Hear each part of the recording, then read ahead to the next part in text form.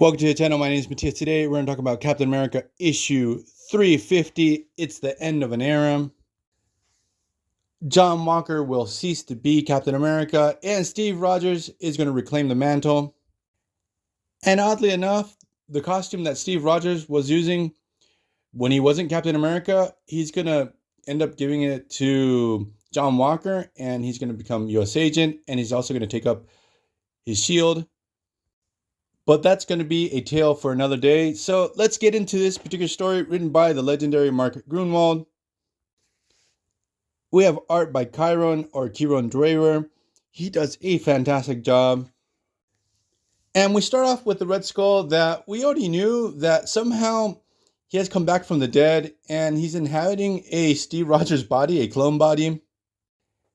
This is actually not explained in the main story how he came back in the first place, but in a backup story, this is thanks to Arim Zola that he was able to retrieve genetic material from Captain America back during the final confrontation that Cap had with Red Skull when he was dying of old age. And Steve was put in this really weird dream scenario where he had to relive the death of Bucky. Well, during that moment of the story, that's when Zola took the genetic material from Steve Rogers and he was able to make a clone. So when Red Skull died, it's not really explained how, but his life, his essence went into this clone. And now he was inhabiting the body of his worst enemy, who very oddly also, which represents the perfect Aryan. The guy's blonde, he's a big dude, he's buff.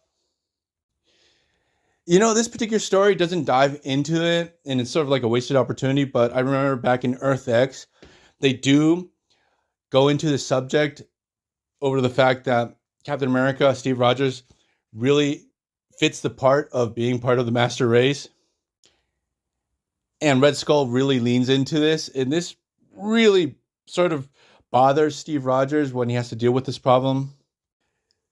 But in this case, that's not what's going on. They actually sort of illustrate something else about Captain America and how dangerous he can be, because we have Red Skull training.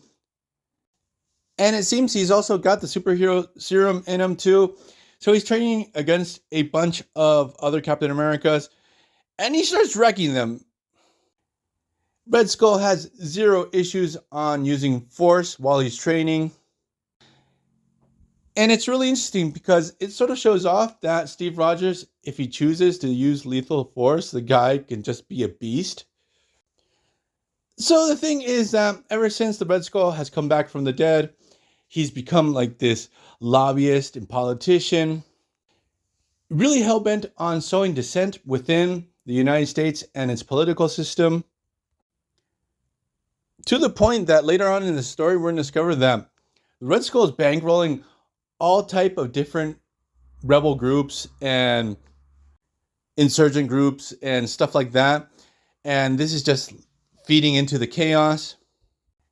And to add on top of this, we have the whole situation where Red Skull was the architect to Steve Rogers losing the Captain America mantle and John Walker getting it. And since John Walker is so unhinged, he's been dragging the Captain America legacy through the mud. And also, Red Skull pretty much has under his thumb the Commission of Superhero Activities. Like, one of the delegates there is directly responding to him.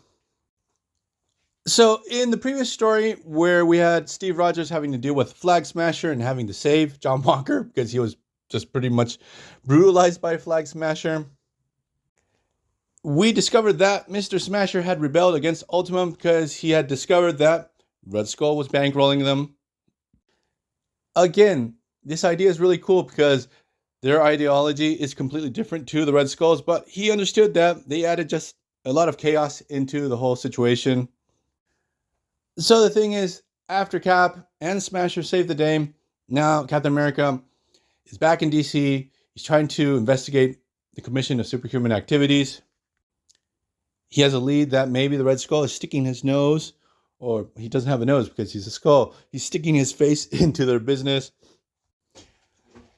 At the same time, we have John Walker, who has received the bad news that the Commission is actually thinking of stripping him of the mantle of Captain America.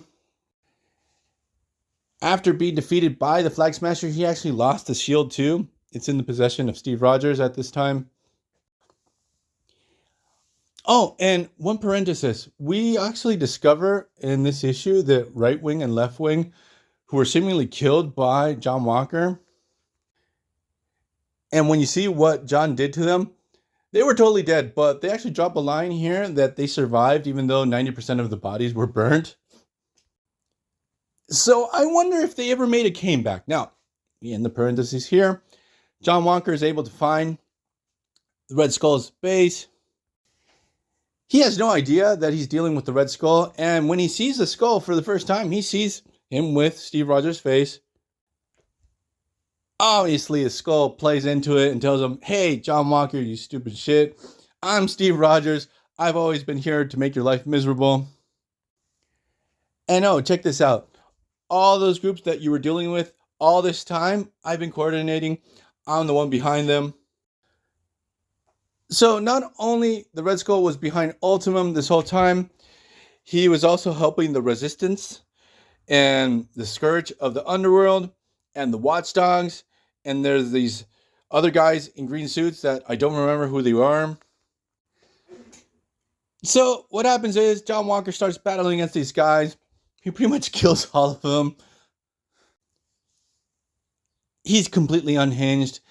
At the same time, Steve Rogers arrives to the place. He enters through another part of the building and he sees a bunch of videos where he sees how John Walker was really heavy-handed, had zero issue in using lethal force, that the legacy of Captain America under John Walker is under danger. It's very apparent that the Red Skull is just really wanting to incite violence between Steve Rogers and John Walker, and they're going to have their final battle, which we're going to get.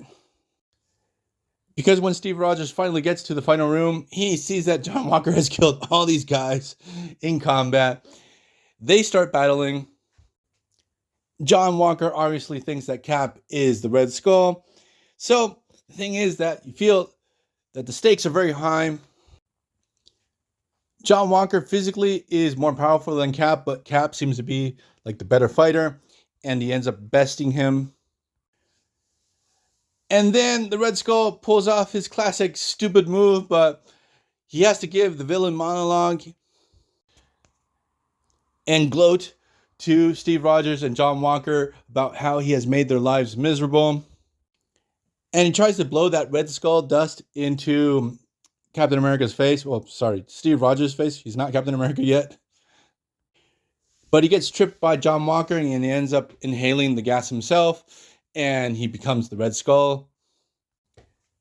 With a literal Red Skull. It's not a mask anymore. And so what happens is the Red Skull makes a run for it. We have both captains sort of having to bury the hatchet. Then the story jumps to John Walker and Steve Rogers. They're in this hearing with the Superhuman Commission. And they're deliberating who should be Captain America, who should take up the mantle. Steve Rogers is like, look, John Walker's a little brash. He has to learn. He has a good heart. But what ends up happening with John Walker is that over all this time, he's learned the importance of Captain America and that he really can't fill those shoes. So it's really, really great to see character growth with John Walker. And another thing is that he really, really, really doesn't like people comparing him to Steve Rogers. So he voluntarily ends up giving the mantle of Captain America back to Steve Rogers.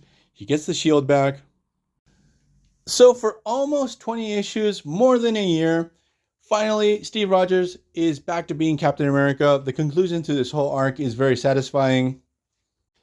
It's really cool to see the evolution of John Walker and Steve Rogers during this time and how they viewed the mantle of Captain America. But we're going to leave this video here. I hope you guys liked it. See you guys next time. Bye.